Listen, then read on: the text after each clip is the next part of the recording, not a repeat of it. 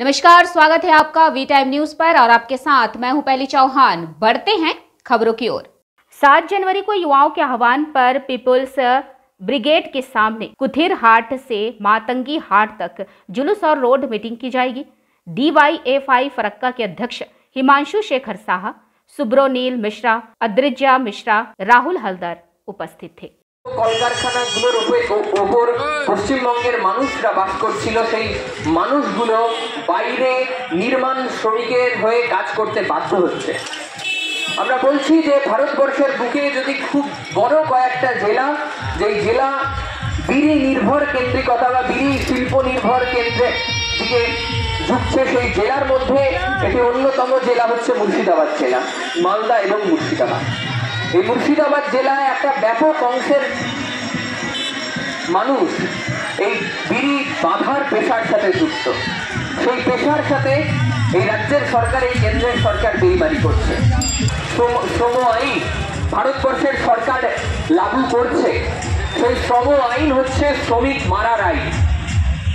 শ্রমিকদেরকে কাজের অধিকার, শ্রমিকদেরকে ইউনিয়নের অধিকার, তাদেরকে ন্যূনতম মজুরির যে অধিকার, তাদের ছুটির যে অধিকার, সমস্ত অধিকার থেকে তাদেরকে বঞ্চিত করা হচ্ছে। ছাত্রদের সে শিক্ষা নিয়ে বিপদে। NEP 2020 সেখানে শিক্ষার চরমভাবে বেসরকারীকরণ, শিক্ষার যে রাষ্ট্রীয় ব্যবস্থা সেটাকে পুরোপুরিভাবে বাণিজ্যিকরণ করা, বিক্রি করে দেওয়া, সেই প্রক্রিয়া চলছে।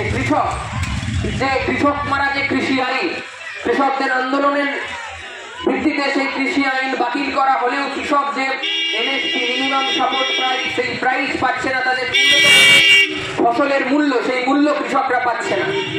বিড়ির যে মজুরিরা আছে, যে আমরা বলেছি যে 262 টাকা যে মজুরি, সেই মজুরি বিড়ি শ্রমিকদেরকে দেওয়া হচ্ছে না। তার বদলে কি হচ্ছে? তার বদলে আমরা দেখতে পাচ্ছি যে মুর্শিদাবাদ জেলার বুকে যে এই আমাদের জঙ্গিপুর সাব ডিভিশন, এই সাব ডিভিশনের 90% MLA MP থেকে শুরু করে মুর্শিদাবাদ জেলার যারা MLA MP আছে, তারা আসলে হচ্ছে বিড়ির বিভিন্ন বিড়ি কোম্পানির মালিক। মীনাক্ষী মুখার্জির নেতৃত্বে যে ব্রিগেডের আয়োজন করা হয়েছে, সেই ব্রিগেডের মেন বক্তব্যগুলো তবুও আমি আমার বক্তব্য বিস্তৃত না করে খুব সংক্ষেপে কিছু কথা আপনাদের বলতে চাই। আমাদের বেসিক নিডসগুলো কী কী? খাদ্য, বাসস্থান এবং শিক্ষা। আপনারা কেউ বুকে হাত রেখে বলতে পারবে যে এই বেসিক নিডসগুলোতে দুর্নীতি নেই?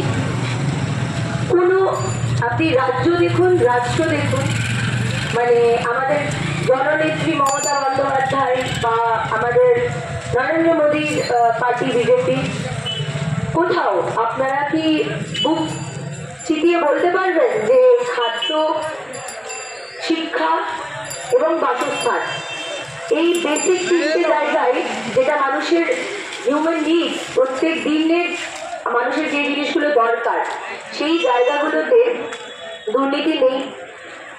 আজকে এত রেশনের চাল, রেশনের জিনিসপত্র দিনের পর দিন চুরি হয়ে যাচ্ছে। প্রত্যেকটা মানুষের নামে একটা পরিমাণ রেশনের খাদ্য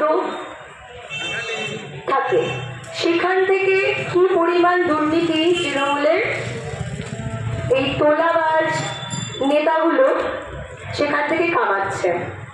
আপনি শিক্ষার কথা বলুন, প্রত্যেকটা সরকারি স্কুলে দুর্নীতি করে এমন শিক্ষকদেরকে নিয়োগ করা হচ্ছে যাদের শিক্ষাগত যোগ্যতা নিয়ে ছাত্রছাত্রীরা প্রশ্ন করছে যে আদেও আমরা যেই শিক্ষক শিক্ষিকার কাছ থেকে শিখছি তারা কি যোগ্য আমাদের শিক্ষা দেওয়ার জন্য? এমন অনেক উদাহরণ আপনারা পাবেন যেখানে স্কুলে ছাত্ররা যদি প্রশ্ন করে শিক্ষককে যে স্যার এটার উত্তর কি হবে, শিক্ষকের কাছে প্রশ্নের উত্তর নেই,